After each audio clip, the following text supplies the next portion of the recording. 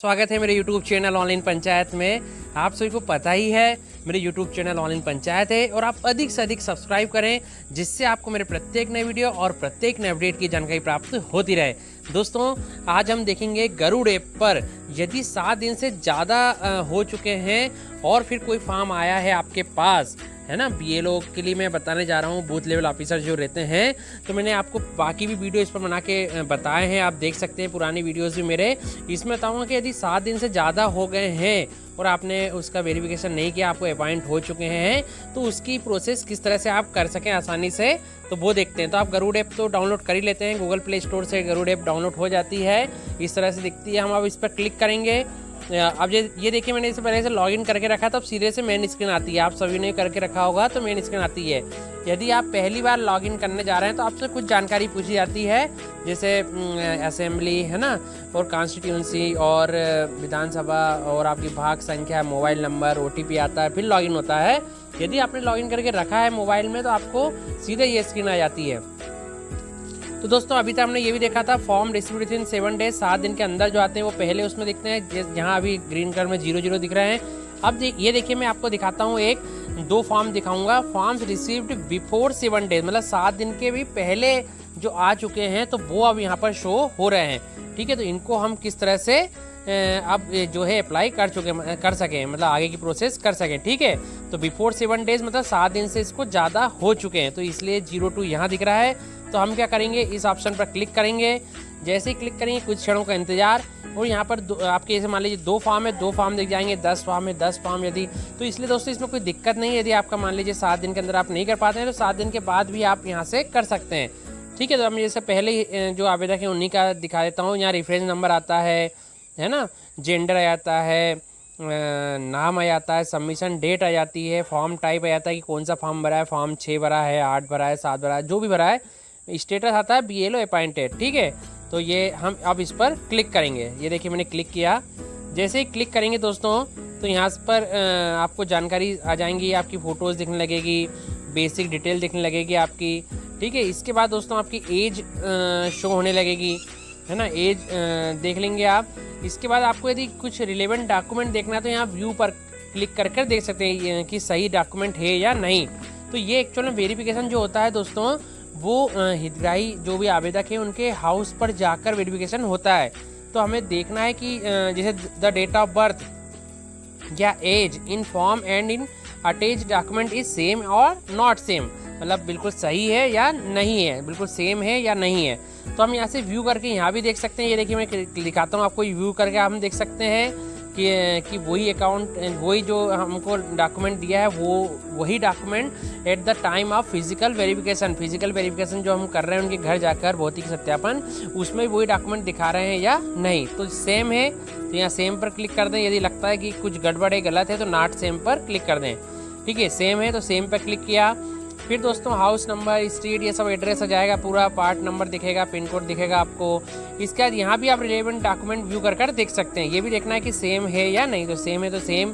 ठीक है, अब इन्फॉर्मेशन है, if the age is greater than 21 has the applicant given a declaration, तो हमको यहाँ पर टिक करना है, क्योंकि जैसे 21 साल से ऊपर हो गया और अभी तक नाम नहीं जोड़ा है तो उसमें जो एज डिक्लेरेशन फॉर्म भराता है वो उन्होंने भरा है या नहीं, है ना, या उससे संबंधित कोई से भी डॉक्यूमेंट दिए हैं या नहीं। तो इस पर भी हम व्यू करके देख सकते हैं। और यदि नहीं दिए हैं तो ऑनलाइन में नहीं दिए हैं तो यदि वहाँ फील्ड पर उनके आसे तो अपलोड भी डायरेक्ट कर सकते हैं। On field verification application is found, applicant is found, मतलब आवेदक जब आपने फील्ड वेरिफिकेशन किया, फिजिकल वेरिफिकेशन, तो जो एप्लीकेंट है, जो आवेदक है, वो वहाँ पर आपको मिला या नहीं, तो अवेलेबल है, मतलब वहाँ रहता है, मिल गया है, अवेलेबल।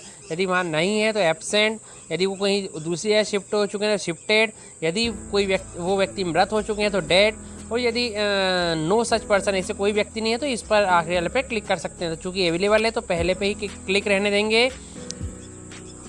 इसके बाद ऑप्शन आता है दोस्तों, above details are correct and verified, तो हम इस के चेक बॉक्स पर क्लिक कर देंगे।